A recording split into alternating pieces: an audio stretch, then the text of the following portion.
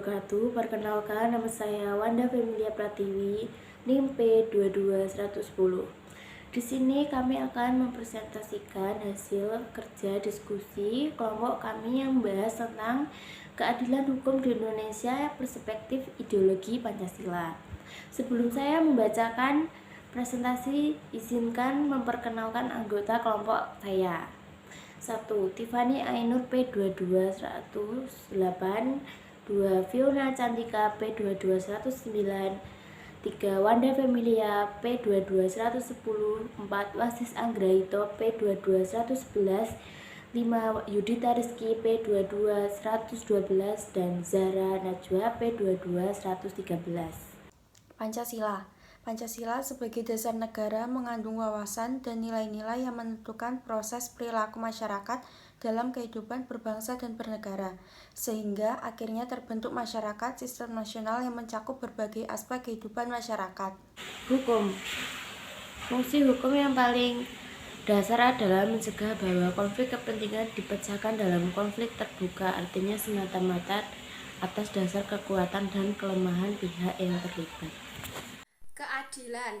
Dengan adanya hukum, politik, kepentingan tidak lagi dipecahkan menurut siapa yang paling kuat, melainkan berdasarkan aturan yang berorientasi pada kepentingan-kepentingan dan nilai-nilai objektif dengan tidak membedakan antara yang kuat dan lemah.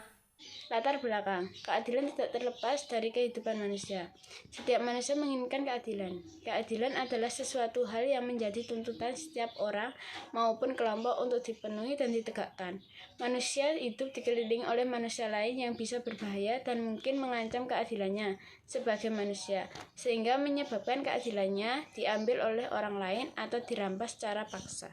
Untuk pembahasan, sesungguhnya Pancasila adalah nilai luhur yang bersumber dari bangsa Indonesia dan juga yang di dalamnya teruntai aneka ajaran kebaikan dan kemuliaan manusia seutuhnya, bukan saja bersifat partikular namun juga universal. Menurut Chesquit, sistem hukum memiliki elemen-elemen yang terdiri dari elemen ideal, elemen operasional, dan elemen aktual.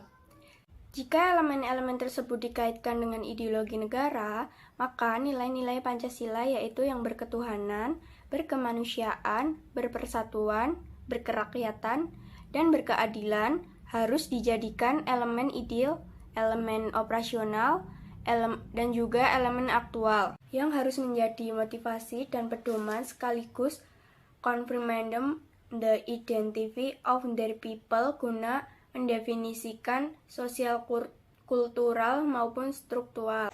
Pembahasan kedua artinya sila pertama, ketuhanan yang Maha Esa harus menjadi landasan bagi kebijakan politik dan hukum yang berbasis moral agama. Sila kedua, kemanusiaan yang adil dan beradab menjadi landasan kebijakan politik dan hukum yang menghargai dan melindungi hak-hak asasi manusia yang mendiskriminatif.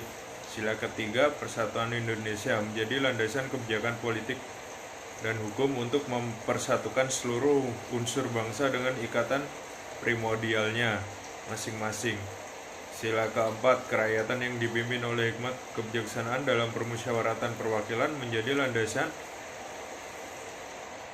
kebijaksanaan politik dan hukum yang meletakkan kekuasaan di bawah kekuasaan rakyat atau demokrasi.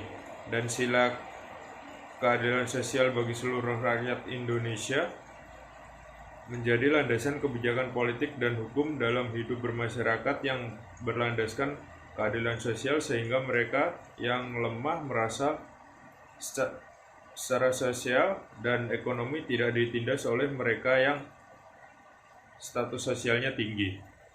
Kesimpulan, konsep hukum progresif perspektif Pancasila adalah menempatkan 5 sila: berketuhanan, berpersatuan, berperikemanusiaan, berkerakyatan, dan berkeadilan dalam kedudukannya sebagai dasar negara dan ideologi negara yang tidak dipersoalkan lagi, bahkan kuat dan dijadikan sebagai paradigma, kerangka pikir, sumber nilai, dan orientasi arah dalam pertimbangan hukum termasuk upaya pembaruannya. Yang kedua, cara mewujudkan hukum berkeadilan secara progresif perspektif Pancasila adalah menempatkan posisi sila-sila ini menjadi inspirasi dalam menemukan jalan baru atau rule breaking jika jalan normatif dan normal tak mampu untuk menjawab aneka tuntutan problematika masyarakat yang menuntut solusi cerdas dan kreatif. Sekian presentasi dari kelompok kami. Bila ada kurang lebihnya mohon maaf. Wassalamualaikum warahmatullahi wabarakatuh.